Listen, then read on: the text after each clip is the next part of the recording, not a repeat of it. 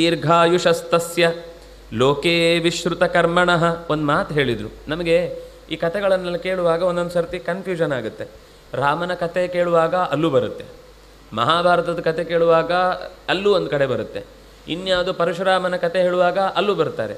ಹೀಗೆ ಯಾವ್ಯಾವುದೋ ಯುಗದ ಕಥೆಗಳಲ್ಲೆಲ್ಲ ಬಂದಾಗ ಇವರ ಹೆಸರು ಮತ್ತೆ ತಳುಕು ಹಾಕಿಕೊಳ್ಳುತ್ತೆ. ಅದಕ್ಕೆ ಅವರು ಶಬ್ದ ಹೇಳಿದ್ರು ದೀರ್ಘಾಯುಷಃ ತಸ್ಯ.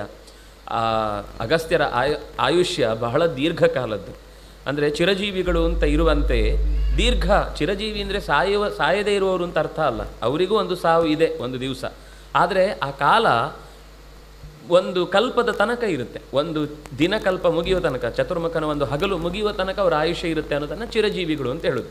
ಮತ್ತು ಚಿರಜೀವಿಗಳು ಅಂದರೆ ಅದು 7 ಜನ ಮಾತ್ರ ಅಲ್ಲ. ಅಶ್ವತ್ಥಾಮ, ಬಲಿರ್ವ್ಯಾಸ, ಹನುಮಾಚು, ವಿಭೀಷಣ, ಕೃಪ, ಪರಶುರಾಮಶ್ಚ ಅನ್ನೋದು 7 ಜನ ಇದ್ದಾರೆ. ಅದು ಬಿಟ್ಟು ಅನೇಕ ಜನ, ಈಗ ವಿಭೀಷಣನ ಹಾಗೆ ಹನುಮಂತನು ಚಿರಜೀವಿ ಅಂತ ಅನ್ನೋದು ಗೊತ್ತಿದ್ರು. ನಮಗೆ ಮಾರ್ಕಂಡೇಯರ ಬಗ್ಗೆ ಮತ್ತೆ ಎಲ್ಲೋ ಆಹುತಿ ಕೊಟ್ಟು ಮನೆಯಲ್ಲಿ ಏನೋ ಒಂದು ಹೋಮ ಮಾಡುವಾಗ ಹೇಳ್ತಾರೆ, ಓ ಇವರು ಕೂಡ ದೀರ್ಘಕಾಲ ಬದುಕೋರು ಅಂತ. ಹಾಗೆ ಬಹಳ ಜನ ಇದ್ದಾರೆ. ನಮಗೆ ನಿತ್ಯದಲ್ಲಿ ನೆನಪಿಸಿಕೊಂಡು ತಲೆಗೊಂದು ಎಣ್ಣೆ ಹಾಕಿ ಅಭ್ಯಂಗ ಮಾಡುವಾಗ ಇವರನ್ನು ನೆನಪಿಸ್ಕೊಳ್ಬೇಕು ಅಂದರೆ, ಈಗ ಯಾರನ್ನೋ ಒಬ್ಬರನ್ನು ಪ್ರಾರ್ಥನೆ ಮಾಡಬೇಕು ಅಂದರೆ ನಮಗೆ ಈಗ ಸದ್ಯಕ್ಕೆ ಗೊತ್ತಿರೋರು ಈ ಯುಗಕ್ಕೆ ಸಂಬಂಧಪಟ್ಟವರು ಅಥವಾ ಇಲ್ಲಿಗೆ ಹೆಚ್ಚು ಅನುಕೂಲ ಆದವರು ಅಂತ ನಾವು ನೆನಪು ಮಾಡ್ಕೊಳ್ಳೋದಷ್ಟು ಅಷ್ಟೇ ವ್ಯಕ್ತಿಗಳಿರುವುದಲ್ಲ.